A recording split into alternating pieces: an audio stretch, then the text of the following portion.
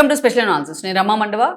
ఈరోజు అనాలిసిస్లో భాగంగా మనం తీసుకోబోతున్న టాపిక్ ఏంటంటే, ఇక్కడ అనాలిసిస్కి నేను ఒక టైటిల్ పెట్టినాను. ఆ టైటిల్ చూసినట్లయితే లాభం లేదు, శివాజీకి అనసూయే కరెక్ట్, ఇప్పుడైనా సరే శివాజీ నోరు విప్పాల్సిందే అని చెప్పేసి నేను టైటిల్ పెట్టాను.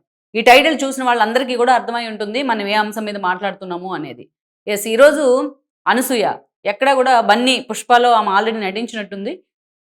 సో, ఆ సినిమాలో ఒక పాపులర్ డైలాగ్ ఉంటుంది. తగ్గేదేలే అని జెప్పేసి బన్నీతో చాలా పాపులర్ చేయించారు ఆ డైలాగు సుకుమార్. సో, ఏదైతే 1 అండ్ 2 సీరీస్‌లో 'పుష్ప 1, 2లో గూడా ఆ డైలాగ్ చాలా పాపులర్ అయింది. అందరూ గూడా వైరల్ చేశారు ఆ డైలాగ్‌ని. సో, అనసూయ దాన్ని పూర్తిగా అడాప్ట్ చేసుకున్నట్టున్నారు. అందుకే ఆమె అందరూ కేవలం డైలాగుల వరకే పరిమితమైతే ఈరోజు ఆమె యాక్షన్ సీన్స్ కూడా చూపెడతా ఉన్నారు.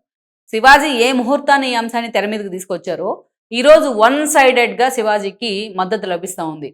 అమ్మాయిల వస్త్రధారణ గురించి శివాజీ చేసిన కామెంట్స్ గురించి చిన్న పెద్ద, లేకపోతే మహిళల, లేకపోతే అబ్బాయిల, పురుషుల అన్న తేడా లేకుండా ప్రతి ఒక్కరు కూడా శివాజీకి సపోర్ట్ చేస్తూ ఉన్నారు. సపోర్ట్ చేసే క్రమంలో ఈ రోజున ఆయన దానికి సరే, ఆయన మాట్లాడిన 2 పదాలు తప్పున్నాయి కాబట్టి సారీ చెప్పారు, రిగ్రెట్ అయ్యారు, సుదీర్ఘ వివరణ కూడా ఇచ్చారు. అయినా సరే ఈరోజు అనసూయ లాంటి వాళ్ళు ఆయన చాలా సీరియస్‌గా టార్గెట్ చేసే ప్రయత్నం చేస్తూ వస్తూ ఉన్నారు. దీనికి ఒక లాజికల్ ఎండ్ ఇద్దామనే ఉద్దేశంతో చిన్మయి లాంటి వాళ్ళు డే 1 దీనికి ఫుల్ స్టాప్ పెడతం జరిగింది.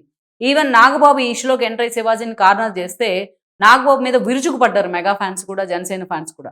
ఈ క్రమంలోనే ఆయన కూడా సైలెంట్ అయిపోయినారు. ఒక్కరు కూడా ఈరోజు వర్మ కానీ, అటు ప్రకాష్ రాజ్ లాంటి వాళ్ళు ఎక్కడా కూడా ఈ ఇష్యూలో ఇన్వాల్వ్ అయ్యి రెచ్చిపోయిన వాళ్ళంతా జనం దెబ్బకి జనమే తిరగబడుతున్న పరిస్థితుల్లో వాళ్ళంతా కూడా సైలెంట్ కావడం జరిగింది. కానీ అనసూయ మాత్రం ఎక్కడా నేను సైలెంట్ కాను అనే మెసేజ్ ఇచ్చే ప్రయత్నం చేస్తున్నారు. వన్స్ ఈ ఇష్యూ జరిగిన తర్వాత ఆవిడ అదే శివాజీ క్యాట్ అసోసియేషన్ చేసేలాగా చాలా దారుణంగా ఆవిడ మాట్లాడారు. మేమంతా సృష్టికర్తలం అని మాట్లాడారు. సృష్టికర్తలను తలుచుకుంటే నువ్వు కొట్టుకుపోతావు మా గాల్లో అని చెప్పేసి మాట్లాడారు. ఈరోజు కనీసం ఆమె అదే మాట బయటకు వచ్చి చెప్తే అసలు అనసూయ వెనక ఎంతమంది వస్తారో చూద్దాం. ఎందుకంటే ఈరోజు శివాజీకి వన్ సైడ్ మద్దతు చూసిన తర్వాత నిజంగానే సమాజంలో అంత సీరియస్ చర్చ జరుగుతుందా ఒక సోషల్ కన్సర్న్ ఉన్న ఇష్యూ మీద అని అందరూ ఆశ్చర్యపోతూ ఉన్నారు. అలాంటిది ఈరోజు ఈవిడ సృష్టికర్త అనే పదానికి అవమానం కలిగేలాగా బిహేవ్ చేస్తూ ఉంది. నిజంగా ప్రకృతి మనకిచ్చిన గొప్ప వరం కదా, అమ్మాయిలకి ఇచ్చిన గొప్ప వరం. ప్రకృతితో పోలుస్తారు అందుకే మనల్ని. అలాంటి ప్రకృతిని అవమానించేలాగా, అలాంటి ప్రకృతి బట్టలిప్పేసినట్టుగా ఆమె బిహేవ్ చేస్తూ ఉంది ఈ రోజున. చాలా దారుణంగా ఉంది ఆవిడ బిహేవియర్. ఒక్క మాటతో ఆవిడ ఆగట్లేదు. సరే, అందరితో ఆగారా? శివాజీ అంత వివరణ ఇచ్చిన తర్వాత ఆయన ఆగారా అంటే ఆగలేదు. అమ్మా అనసూయ, నువ్వు ఈ ఇష్యూలో ఎందుకు ఇన్వాల్వ్ అయ్యావు? నిన్నేమన్నా నేను అన్నానా అని కూడా ఆయన క్లారిటీ ఇచ్చారు. అయినా సరే ప్రతిరోజు దీంట్లో ఏదో ఒక దీంట్లో ఒక పాయిజన్ వేసి దీన్ని ఎంత ఇష్యూ చేయాలో అంత చేసే ప్రయత్నం చేస్తుంది ఆవిడ. ఒకరోజు స్విమ్ సూట్‌తో వీడియో పెడతారు. ఒకరోజు ఏం పీక్కుండారో పీక్కోండి అని కామెంట్స్ పెడతారు. ఒకరోజు తన భర్తతో కలిసి ఎక్కడో ఎక్కడో ఉన్న సముద్ర తీరంలో ఉన్న ఏదైతే జనం చూడలేని ఒక విజువల్‌ని పోస్ట్ చేస్తారు. ఇలా ప్రతిరోజు ఏదో ఒక వీడియోతో జనాల్ని ప్రొవోక్ చేస్తానే ఉన్నారు. సో, ప్రతిరోజు ఆవిడ వార్తల్లో ఉంటున్నారు ఏదో ఒక రూపంలో.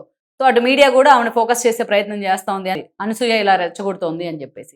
ఇక లేటెస్ట్‌గా చూస్తే ఆవిడ ఒక వీడియో చేశారు. ఒక క్యారెట్ ఏదో తింటూ అందరూ కూడా నా మీద బడి బతుకుతా ఉన్నారు. నా మీద బడి చాలామంది సంపాదించుకుంటా ఉన్నారు. ఇలాంటి వాళ్ళందరినీ ఫసక్ చేసేయాలి అంటూనే ఇలాంటి వాళ్ళందరినీ కూడా పారాసైట్స్ అంటాము. పారాసైట్స్ అంటే పరాన్న జీవులంట అని చెప్పేసి, అంటే అది కూడా చదువుకోలే ఆమె. పారాసైట్స్ అంటే పరాన్న జీవులు అంట అని చెప్తా ఉంది ఆ వీడియోలో. ఇక్కడ మనం చూస్తే యెస్, ఆమె మీద బతికే వాళ్ళంతా పరాన్న జీవులనే అనుకుందాం. మరి ఈవిడ ఎవరి మీద పడి బతుకుతా ఉంది? ఈవిడ ప్రతిరోజు కూడా ఒక స్విమ్ సూట్ వీడియోనో, ఒక ఏదో అర్ధనగ్న వీడియోలో పోస్ట్ చేస్తూ ఉంటే కదా ఆమెకు అంత ఫాలోవర్స్ పెరుగుతూ ఉన్నారు. ఆ ఫాలోవర్స్ పెరగడం వల్లే కదా ఆమెకి ఏవో ఛాన్సులు వస్తూ ఉన్నాయి. ఆ ఛాన్సులు రాబట్టే కదా ఆమె ఎంతో కొంత సంపాదించుకుంటూ ఉంది. ఆమె ఈవెన్ ఆమె సోషల్ మీడియా అకౌంట్స్‌కి కూడా మనీ వస్తుంది. ఎందుకు వస్తుంది? ఆమె ఇలాంటి పోస్టులు పెడతాం వల్లే. ఆమె ఎవరి మీద పడి బతుకుతోంది? ఆమెకు అసలు పారాసైట్ అనే పదం చాలా చిన్న పదం కదా ఆమెని మనం పిలవాలంటే.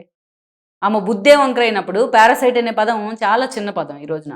ఇంతమంది ఈ స్థాయిలో ఆమెకు వ్యతిరేకంగా గళమెత్తుతా ఉంటే, ప్రతిరోజు నువ్వు ఇంతమంది జనాన్ని రెచ్చగొడతా ఉన్నావు. అంటే కనీసం ఎక్కడ నువ్వు మానసికంగా కూడా ఒక్కదానివి కూర్చొని కనీసం ఆలోచన చేయవా? నీ పిల్లల భవిష్యత్తు ఎలా ఉంటుందో ఆలోచన చేయవా? ఇంత స్థాయిలో ఆమె అంత బరి తెగించి అంత పొగరుతో మాట్లాడుతుంది అనసూయ అంటే, ఇంకా దీనికి ఆమె ఎక్కడ లాజికల్ ఎండ్ ఇస్తోంది? ఇప్పుడు తెలీదు ఆమెకి. ఆల్మోస్ట్ ఆవిడకి 45, 50 ఇయర్స్ వస్తా ఉండుంటాయి. ఇంకో 10 ఏళ్ళు ఆగితే మళ్ళా మనకున్న యవ్వనం అంతా మనం దేన్ని చూసైతే విర్రవీగామో ఆ యవ్వనం అంతా వెనక్కి తిరగడం స్టార్ట్ అవుతుంది. ముందుగా జుట్టు నెరిసిపోవడంతో స్టార్ట్ అవుతుంది. ఆఖరికి చర్మం ముడతలు పడే దగ్గర, పళ్ళు ఊడిపోవడం దగ్గర వచ్చి ఆగుతుంది. అప్పుడు తెలుస్తుంది అనసూయకి ఇదంతా కూడా ఎందుకు నన్ను ఇంత సమాజం ఇంత వన్ సైడెడ్‌గా వార్న్ చేసిందా అనేది ఆ రోజు ఒక్కతే కూర్చొని కుమిలిపోయే రోజు తెలుస్తోంది అనసూయకి. ఇంత దారుణంగా వ్యవహరిస్తుంటే అన్వేష్ మీద కాదు కదా కేసు పెట్టాల్సిన, ముందు అనసూయ మీద కదా కేసు పెట్టాలి. శివాజీని కాదు కదా మహిళా కమిషన్ పిలవాల్సింది.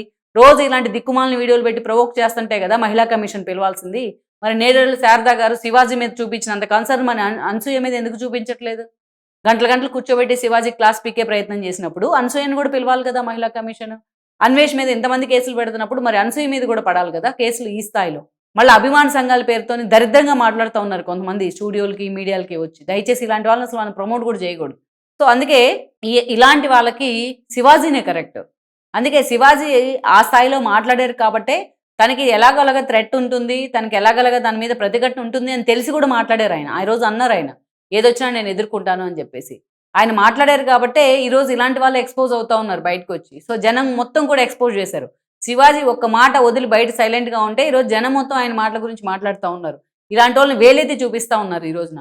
అందుకే ఇప్పటికీ ఆమె మాత్రం దీన్ని ఎక్కడా కూడా ఒక లాజికల్ ఎండ్ ఇవ్వట్లా, దీనికి ఒక కంక్లూజన్ ఇవ్వట్లా. అందుకే చాలా మంది కోరుకుంటుంది ఏంటంటే శివాజీ కామ్గా ఉండకూడదు, కాంట్రవర్సీ అయితే అయింది, లేకపోతే కేసులు పెడితే పెట్టారు. జనమంతా మేమున్నాం శివాజీకి, మేము బేర్ చేస్తాం ఆయన తరపున, కావాలంటే మేము ఉద్యమం చేస్తాం, మేము ఆయనకు అండగా నిలబడతాం అని చెప్తున్నప్పుడు ఇలాంటి ఇష్యూల మీద మాట్లాడే ధైర్యం ఎవరికి ఉండదు. నిజంగా నిజమైన మగాళ్ళలాగా మాట్లాడారు శివాజీ.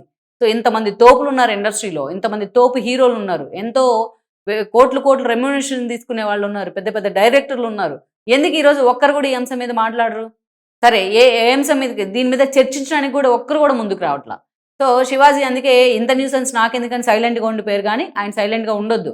సో అనసూయకి పూర్తి స్థాయిలో ఆమె వేషాలకి చెక్ పెట్టాలంటే శివాజీ బయటకు వచ్చి మాట్లాడాల్సిందే. శివాజీ ఒకడే ఆమెను కంట్రోల్ చేయగలరు. శివాజీ ఏదైతే ఇష్యూని బయట పెట్టారు కాబట్టి ఇంత ఎక్స్పోజ్ అయింది ఆమె క్యారెక్టర్ ఏంటనేది. ఈరోజు ఆయన కంట్రోల్ చేయాల్సిందే ఇలాంటి ఇష్యూలు. అందుకే అందరు చాలామంది ఇప్పటికైనా శివాజీ మాట్లాడాలని కోరుకుంటా ఉన్నారు.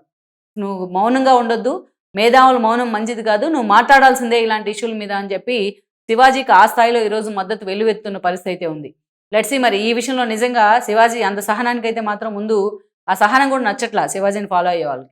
ఆయన ఆ సహనాన్ని బ్రేక్ చేసి బయటకు వచ్చి ఇలాంటి అరాచకాలకు ఆయనే మళ్ళీ పులి స్టాప్ పెట్టాలి అనే చర్చ జరుగుతోంది. లెట్స్ సీ మరి మళ్ళొకసారి శివాజీ వర్సెస్ అనసూయ అన్న ఈక్వేషన్ తెర మీదకి వస్తుందా లేదా అన్నది కూడా మనం చూడాల్సింది.